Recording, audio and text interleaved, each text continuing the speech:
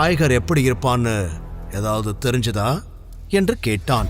அதை கண்டுபிடிக்க தான் சார் ட்ரை பண்ணிக்கிட்டு இருக்கோம், சீக்கிரமே கண்டுபிடிச்சிடுவோம் என்று செக்ரட்டரி சற்று தடுமாறி பதில் கூற, இன்னும் ஒரே வாரத்துக்குள்ள எனக்கு எல்லா டீட்டெயில்ஸ் வந்திருக்கணும்.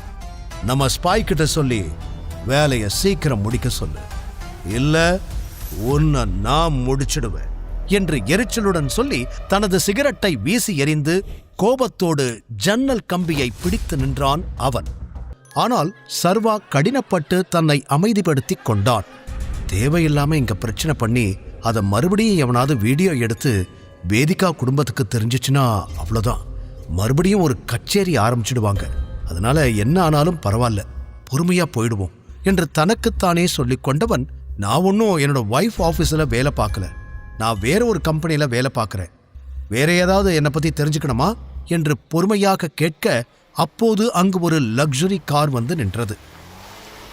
அதிலிருந்து டாப் டு பாட்டம் ரிச்சான காஸ்டியூமில் வந்து இறங்கினான் ஒருவன். அவனை பார்த்ததும் குஷியான காமினி, ஹேய் கிருத்திக், வந்துட்டியா? உனக்காக தான் இவ்வளவு நேரம் வெயிட் பண்ணிக்கிட்டு இருந்தேன் என்று வேகமாக அவனிடம் சென்றாள். அந்த பெயரை கேட்டதும் சர்வாவும் திரும்பி பார்த்தான். இவனும் வந்திருக்கானா என்று தலையில் கை வைத்தான் சர்வா. கிருத்திக் சர்வாவின் கல்லூரி நாட்களில் பெண்களின் கிரஷாக வலம் வந்தவன். மேலும் கிருத்திக்கின் அப்பா மிகப்பெரிய பணக்காரர் என்பதால் அவனுக்கு சற்று மதிப்பு அதிகமாகவே இருந்தது. உள்ளே நுழைந்ததும், ஹே காய்ஸ், எல்லாரும் எப்படி இருக்கீங்க என்று சிரித்துக்கொண்டே கேட்ட கிருத்திக், ஏ சர்வா, நீயும் வந்திருக்கியா?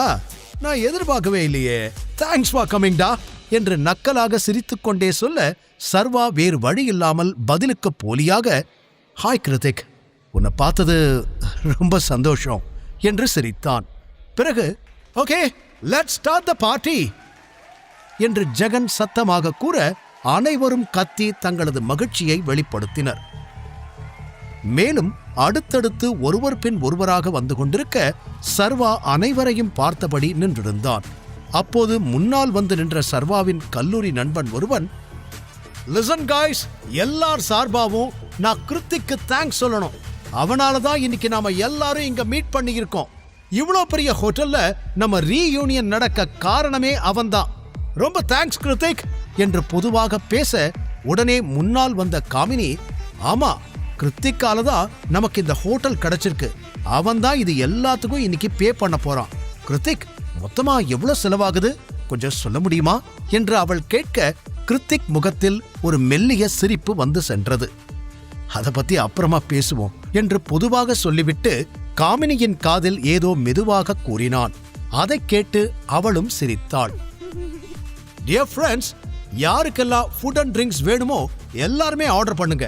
யாரும் பில் பத்தி கவலையே பட வேண்டாம், நான் பாத்துக்கிறேன். என்ன பிடிக்குதோ அதை வாங்கி சாப்பிடுங்க என்று கூறி அவன் சிரிக்க, வழக்கம் போல இவன் பந்தா பண்ண ஆரம்பிச்சிட்டான். உடனே இதுகையெல்லாம் சேர்ந்து இவனை மாதிரி ஒரு மகான்னு புகழ்ந்து தள்ளுங்க, இதெல்லாம் கேட்கணும்னு என் தலை எழுத்து என்று மனதிற்குள் எண்ணியபடி மெலிதாக சிரித்தான் சர்வா. அவன் நினைத்தது போலவே ஜெகன், இப்போ கிருத்திக் அவனோட அப்பா பிசினஸ் தான் பார்த்துக்கிட்டு இருக்கான். அவன் அப்பாவுக்கு அடுத்து அவன் தான் பிசினஸ் எல்லாம் டேக் ஓவர் பண்ணிக்க போறான். அப்புறம் உங்களுக்கெல்லாம் ஒரு விஷயம் தெரியுமா? இந்தியாவோட டாப் பணக்காரங்க லிஸ்ட்ல அவன் அப்பாவும் இப்ப இருக்காரு. அப்ப நீங்களே யோசிச்சுக்கோங்க அவனுக்கு எந்த அளவுக்கு வேலை இருக்கும்னு என்று கூறினான். உடனே காமினி, அதை விட கிருத்திக் நிறைய அச்சீவ்மெண்ட் எல்லாம் பண்ணி அவன் அப்பாவை விட டாப் பிசினஸ் மேனா ஆவான். நான் சொன்னது கரெக்ட் தானே கிருத்திக் என்று கேட்டாள். அப்போது கிருத்திக் மற்றும் காமினி இருவருக்குள்ளும் ஒரு சின்ன பார்வை பரிமாற்றம் நடக்க, அதை சர்வா நன்றாகவே கவனித்தான். ரெண்டும் ஏதோ பிளான் பண்ற மாதிரி தெரியுது, ஆனா என்னன்னு தான் புரியல, எதுக்கும் கொஞ்சம் உஷாராவே இருக்கணும் என்று நினைத்தவனின் பார்வை கிருத்திக்கை விட்டு நகரவே இல்லை. அப்போது, ஏ காமினி, அந்த டாப் பிசினஸ்மேன் லிஸ்ட்ல இப்பதான் கிருத்திக்கோட அப்பா பேர் ஆட் ஆயிருக்கு. ஆனா அந்த லிஸ்ட்ல யாரோட பேரு எப்பவும் ஃபர்ஸ்டா இருக்குன்னு உங்களுக்கெல்லாம் தெரியுமா? கூட்டத்தில் இருந்த இன்னொரு நண்பன் வெற்றிவேல் கேட்க, அங்கே முழு அமைதி நிலவியது. அவனே பதிலும் சொன்னான், டைகர். அதை கேட்டதும் சர்வாவின் உடல் சிலிர்த்தது. ஜெகன், டைகரா? ஆனா டைகர் தான் இப்ப இல்லையே என்று யோசனையுடன் கேட்டான். ஆமா, இப்போ டைகர் இங்க இல்லதான், இருந்தாலும் அந்த சொத்து மதிப்பெல்லாம் அப்படியே தான் இருக்கும். அதனால தான் இன்னமும் அந்த லிஸ்ட்ல டாப்லயே இருக்காங்க. அதுல அடுத்ததா இருக்கிறது பெரிய டான் அண்ட் பிசினஸ்மேன் ஆதிசேஷன். அதுக்கப்புறம் தான் கிருத்திக்கோட அப்பா எல்லாம் இருப்பாரு என்று அவன் சாதாரணமாக கூற, உடனே குறுக்கே புகுந்த காமினி, அதெல்லாம் இப்ப நமக்கு எதுக்கு? இங்க இருக்கிற எல்லாரையும் விட பணக்காரன் கிருத்திக் தானே, அத பத்தி மட்டும் பேசுங்க என்று கூறினாள்.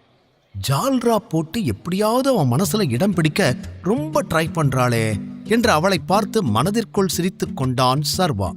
கூடவே டைகர் டைகர்னு பேசுறாங்க, நான் தான் அந்த டைகர்னு தெரிஞ்சா இவங்க நிலைமையெல்லாம் என்ன ஆகும்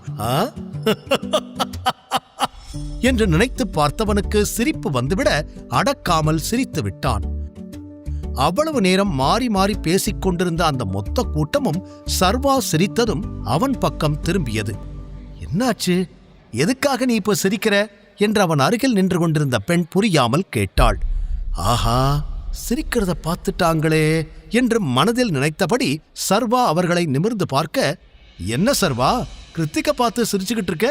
நீ என்ன அவ்வளோ பெரிய ஆளா? நீ ஒரு சாதாரண டெலிவரி பாய், உனக்கு பிசினஸ பத்தி எல்லாம் என்ன தெரியும்னு சிரிக்கிற என்று சற்று அதிகமாகவே கொடிபிடித்தாள் காமினி. இவ வேற என்று அவளை எரிச்சலோடு பார்த்துவிட்டு, நீங்க சாப்பிட எதுவும் ஆர்டர் பண்ணலையா? இப்பவே பண்ணாதானே கொண்டு வருவாங்க, இல்லனா ரொம்ப லேட் ஆயிடும். என்ன வேணும்னு பார்த்து எல்லாரும் ஆர்டர் பண்ணுங்க என்று காமினியின் கேள்விக்கு பதில் சொல்லாமல் டாபிக்கை மாற்றும் விதமாக பேசினான் சர்வா. ஆனால் அங்கிருந்த அனைவருக்குமே அது இன்னும் அதிக கோபத்தை தான் கொடுத்தது. சர்வா, என்ன நீ இங்க நாங்க என்னமோ ஜோக் பண்ணிக்கிட்டு இருந்த மாதிரி சத்தமா சிரிச்ச? என்னன்னு கேட்டா இப்ப அதுக்கு பதில் சொல்லாம என்னென்னமோ பேசிக்கிட்டு இருக்க. நீ கிருத்திக்க இன்சல்ட் பண்ற மாதிரி சிரிச்சிட்டு இப்ப அவன் காசுலயே சாப்பிடலான்னு நினைக்கிறியா என்று காமினி கூறியதும் உடனே ஜெகனும் தன் பங்கிற்கு, இவனை பார்ட்டிக்கு இன்வைட் பண்ணது பெரிய தப்பா போச்சு, எல்லார் முன்னாடியும் எனக்கு தான் ஒரே எம்பாரசிங்கா இருக்கு. சர்வா, will you please behave yourself என்று கடிந்தான். அதற்கு சர்வா பதில் சொல்வதற்குள், come on guys, எதுக்கு இப்ப சர்வா மேல கோவப்படுறீங்க? நாம கூப்பிட்டதுனால தான் அவன் பார்ட்டிக்கு வந்திருக்கான், சோ அவனை இன்சல்ட் பண்ண கூடாது. சர்வா, உனக்கு என்ன வேணுமோ நீ சாப்பிடு, நான் பில் பே பண்ணிக்கிறேன் என்று பெருந்தன்மையாக கூறினான் கிருத்திக். வாவ் கிருத்திக், நீ எவ்வளோ ஸ்வீட், அவனுக்காக நீ பில் பே பண்றேன்னு சொல்ற, ஆனா அவனை பாரு, எதுக்குமே ரியாக்ட் கூட பண்ணாம அப்படியே இருக்கான். சர்வா, உனக்காக தான் கிருத்திக் இவ்ளோ பேசுறான், அவனுக்கு ஒரு தேங்க்ஸ் கூட சொல்ல மாட்டியா என்று கேட்டாள். இப்போது அனைவரது பார்வையும் சர்வாவின் பக்கம்தான் திரும்பியது. அவன் தேங்க்யூ சொல்வானா என்பதை ஆவலோடு பார்த்தனர். இன்னொரு புறம் சர்வா கோபத்தில் கொதித்துக் கொண்டிருந்தான். நடக்கும் எதையும் அவனால் பார்த்து கொண்டு பொறுமையாக இருக்க முடியவில்லை. காலேஜ் நாட்களில்தான் அனைவரும் இப்படி அவனை கிண்டல் செய்தனர் என்றால், இன்று ரீயூனியன் என்று இன்வைட் செய்து மீண்டும் அதே போல அவமானப்படுத்துவதில் எரிச்சலாகி போனவன், ஒரு நிமிஷம், யாரும் ஆர்டர் பண்ண வேண்டாம், நான் என்னோட கார்டை எடுத்துட்டு வரேன், அதுக்கப்புறம் ஆர்டர் பண்ணுங்க என்று கூறினான். அதை கேட்டு சிரித்த காமினி, என்ன ஜோக் பண்ணிக்கிட்டு இருக்கியா? இங்க ஒரு பிளேட்டோட விலை என்னன்னு தெரியுமா உனக்கு? தேவையில்லாம ஓவரா சீன் போட ட்ரை பண்ணாத என்றாள்.